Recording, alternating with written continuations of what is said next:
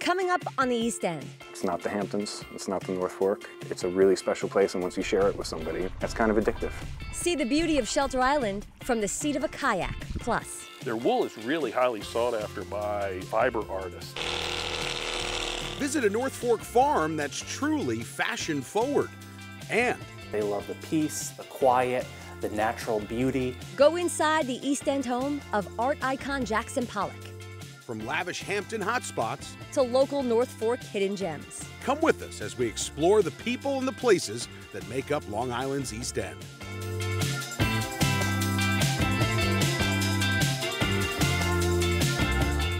Welcome to the East End. I'm Erin, Colton. And I'm Joe Arena. We've got lots to see this weekend. And while you're seeing it all with us, don't forget to play along in our East End trivia game. Scan that QR code on the bottom of the screen, follow the questions, play along, and you might just win some East End swag. Our first adventure will make you feel like you are off the grid. That's right. We're taking a day trip to Shelter Island, just about a 10-minute ride on the ferry from Greenport on the North Fork and from North Haven on the South Fork. But you feel like you are worlds away. There you'll see secluded beaches, a craft brewery, waterside restaurants, and charming resorts. It's also the perfect place to escape the noise and get closer to nature. And I got to do that from the comfort of a kayak.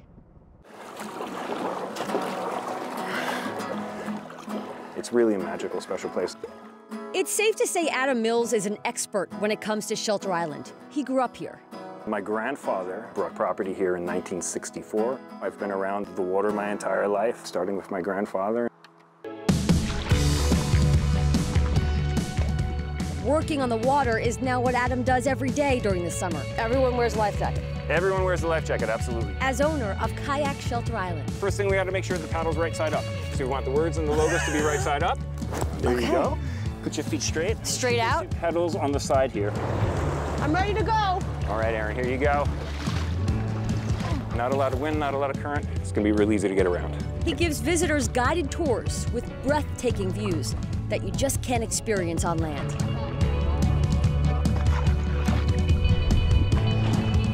Introducing people to this place and pushing people out in the boats and watching them return with smiles, it's kind of addictive.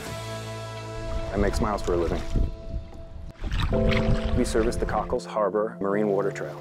We really try to put people on the side of Shelter Island where it isn't just a real estate tour. And we can see a nest right there with a bird in it. You see the nest right there? Oh, I see. It's a man-made platform. We try to get people to see the wildlife, you know, see the shoreline of Neshomic untouched and see what it looked like when Henry Hudson pulled into the harbor for the first time. Adam's life looked very different 3 years ago. I spent most of my adult life in Brooklyn working in the city, working in the beverage industry. And I would spend the day bouncing around downtown Manhattan, visiting my accounts, selling beer. When COVID happened, I was out here taking care of my mom. I noticed a business for sale that I'd known for a long time on Shelter Island. So I started a conversation with the owner. I started working for the owner. And then by the end of the season, I owned the company. Compare that lifestyle to now. Oh, there's no comparison. I can't believe that that person ever existed. Full circle. Because full circle, absolutely full circle. We're headed to Taylor's Island. There are 13 stops along Adam's kayaking tour. It's a very, very beautiful, exclusive spot, and we're gonna go take a little walk around, take a look at it, if that's all right. Yeah, let's go. We do offer rentals for self-guided tour, and we also do weekly, even monthly rentals for people who are, you know, renting places out here. We'll have the boats cleaned and ready for you when you arrive. We've had people of all ages. We've had entire families. My grandfather was an Estonian immigrant. He was chased out of his homeland at the end of World War II. He wound up first in West Germany, and then in Canada, and then in Brooklyn, and then on Shelter Island. So when he found this place, and he found a place right on the water again, he found his home again. The house that my grandfather built, it's like a church to me. It's like, you know, it's sacred. What's the best thing about being on the water? You hear the sound of the engines? No. No. You hear the sound of the highway? No. No. It's perfect.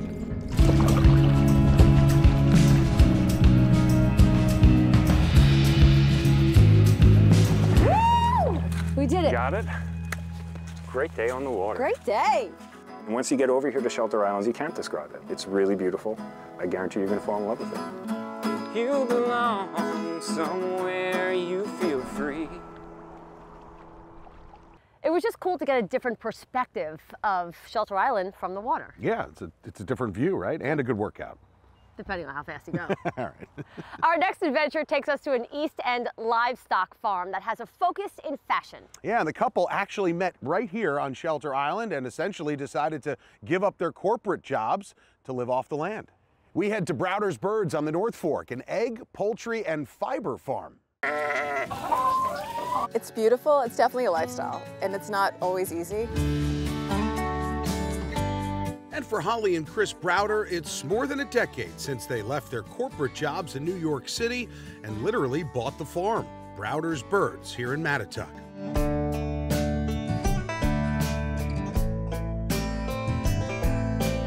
In 2009, they started by raising chickens for eggs and meat. But today, sheep, ducks, turkey, and even honeybees are part of the land. A far cry from the day they decided to leave the city and plant roots in an area that's always been special to them. We actually had met on Shelter Island, so we had a connection to the East End. And just being a little naive and thinking we got a lot of fresh vegetables in the city from a small farm in Connecticut. They used to drive into the city every week, and just kind of looking at that and saying, wow, that looks like a really cool thing, and like maybe we could do this. Eventually, Holly and Chris expanded to fiber farming, using their own flock of Cotswold sheep with wool known for its strength, length, and luster. Their wool is really highly sought after by fiber artists. It's curly, and it really is beautiful. And 2 times a year, that wool must be sheared, an age-old practice. It takes more than a day to harvest hundreds of pounds of wool, and there are a few parts to the process. That can all go in the bag. So we're skirting the wool right now. And what that means, getting little bits and pieces of stuff out of it. Hay, right? Anything that's been in there the last how many months? I mean, right? Some of the wool is sold directly to fiber artists. The rest is used to make clothes and accessories the Browders sell at their farm and online. The Cotswold is a long wool breed of sheep. They're known for having very strong wool. It makes amazing sweaters, socks, hats. The wool will go upstate, and there's a mill still. It's the last mill in New York State, which is amazing, and they make yarn. There, the wool is thoroughly cleaned and spun, which is a process that takes about 6 months. We work with them to pick out colors. They help dye the wool so that we get these like beautiful different shades, all different colors. We'd like to do a new shade every year. Then the yarn eventually finds its way to Queens. We use a knitwear company called Simply Knitting Mills. It's a very small husband and wife operation, and she knits all my sweaters and hats with my patterns that we worked on over the years. And you can stock up at their farm stand here in Mattituck if you're looking for the finished product. From farm to fashion, all things cozy are made from this wool. And as the years roll on, Chris and Holly will always be looking for that next possible addition to their life on the farm, but it's a life the couple knows they couldn't imagine anywhere else. You're not going to get rich farming, but you are going to have a lifestyle that can be very rewarding. It's a little romantic thinking about running off and starting a farm, and it's nice to be able to fulfill that dream. It's amazing to see that process, the fact they only do it twice a year. That's right. We kind of watched their Super Bowl happen, basically. Really cool. Yeah, pretty All cool. right, our next stop combines fine Hamptons dining and local East End charm. We teamed up with Discover Long Island for an inside look at the 1770 house. Step back into the 18th century with a twist of modern luxury here at this historic boutique hotel and restaurant located right in the heart of East Hampton Village. For more than 250 years, 1770 House has been a year-round premier destination for authentic Hamptons fine dining and luxury accommodations. One of the unique aspects of this property is that we're both a luxury hotel as well as a fully functioning restaurant that's open year-round. We have 6 guest rooms here in the main house, and then we have a 2-bedroom cottage in the back of the property. One of the great things and beautiful things about the rooms is that they really combine this great balance of old colonial charm with modern luxury amenities. And to have a restaurant attached and open 7 days a week is quite unique for this area. You can also head downstairs to the cozy lower-level Speakeasy Tavern with pub-style fare, delicious cocktails, and menus to go nightly. Chef Rozzi has been with us now for over 10 years. He has a number of signature dishes. The spicy Montauk flute tartare is a crowd favorite, as is the seared local monkfish with lobster sauce and, of course, the tavern meatloaf. This is without question one of the most charming spots in the Hamptons to dine or to stay. It's also the perfect place to celebrate a special occasion or to host a small party event. For Discover Long Island, I'm Brianna McEnroe. Thanks, Brianna. Still ahead, go inside an East End farmhouse where a legendary artist once lived. Evidence of Pollock's work has been preserved so wonderfully, but that our visitors can interact with it in this personal way. I think that's hugely powerful. Tour Jackson Pollock's studio and see where he made his memorable masterpieces.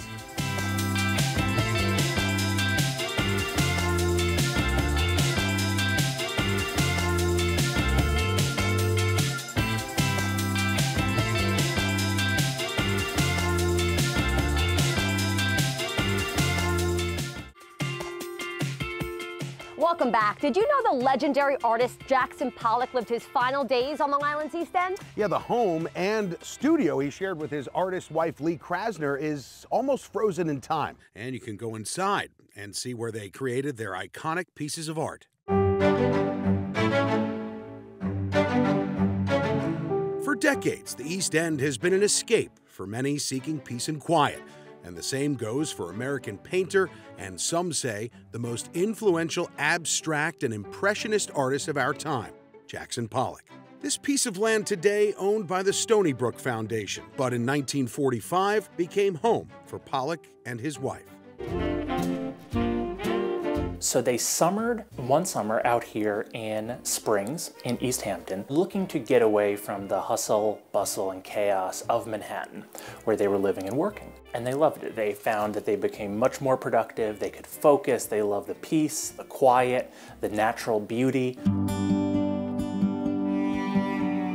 And the beauty they would both create. Lee in an upstairs room of the main house she turned into a studio, and Jackson in this studio just feet from the couple's home. And how Pollock created his art was an art in itself. He didn't sit on a stool or stand in one place, and for the most part, rarely put brush to canvas. Pollock was recognized for his drip technique, splashing or even drizzling the paint. I feel more at home, more at ease in a big area. Having the canvas on the floor, I feel nearer, more a part of the painting. That is what is so important about Pollock's work. It's one of the first times, at least in American art, when the process, what goes into making the work, the personality of the artist making the work, and that human effort has as much meaning as the end result. Energy and motion made visible is how Pollock once described his art. And the product of that energy is still here today, and something you can immerse yourself in during your visit. Evidence of Pollock's work has been preserved so wonderfully, but that our visitors can interact with it in this personal way. They don't have to just look from the anteroom and look through glass. Even their home looks almost as it did when Lee passed away in 1984, almost 30 years after Jackson died in a car crash. And one of the first things you'll see when you step inside is the only original Pollock on the premises. Painted in 1938. It's definitely an interesting piece. Pollock, originally from Wyoming, spent a lot of his youth in California, very much inspired by Native American and Navajo work. And also inspired by jazz, as you'll see in the den, where his record collection still remains. Louis Armstrong, Billie Holiday. Probably he has more Billie Holiday records than any other artist in his collection. And listening to that collection was so important to the artist, he turned this crawl space under the stairs literally into a speaker. And you have the woofer, you have the speaker, this closes, and like Lee said, the house would shake with jazz music day and night for weeks at a time. And for the man once nicknamed Jack the Dripper, It's no surprise to some he enjoyed jazz so much. It's that unpredictable music that is kind of like his art in a way. Much like jazz music, abstract expressionism, it is improvisational, it is emotive, but it is this controlled chaos that in the end makes something very beautiful.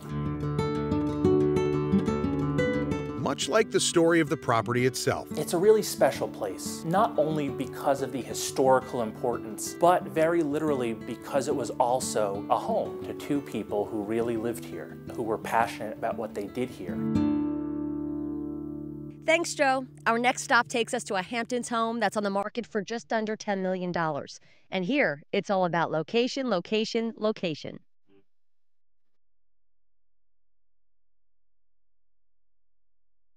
Welcome to 153 Egypt Lane in East Hampton Village South.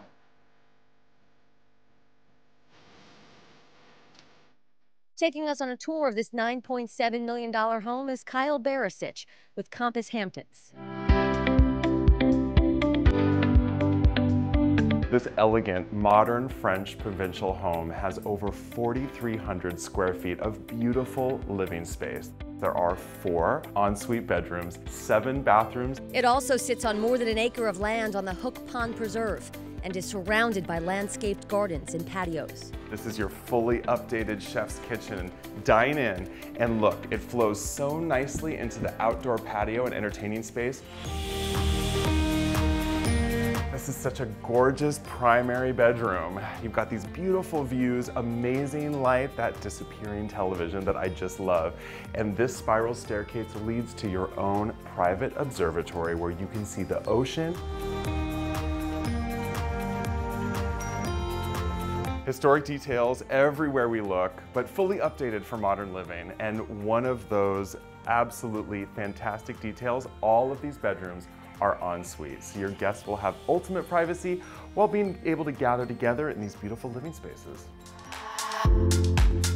The outdoor patio seems endless, filled with entertainment areas for guests. The pool is heated gunite with a separate pool house. This is just what everyone wants, a tricked out pool house. This can be guest overflow, this can be your workout space. You can also throw a fantastic party out of here. It's trifecta location. You are across the street from the iconic Maidstone Club, around the corner from one of the best kept secret beaches here in the village, Wyborg Beach, and of course you're down the street from Main Street, East Hampton Village, where everyone wants to be no matter what season of the year. To see more from this home and explore other East End gems, just scan the QR code at the bottom of your screen. Still ahead. Every ounce of this business, we live, we eat, we sleep, we breathe it. We take pride in what we do. The father-daughter duo that's keeping their family legacy strong in Southold.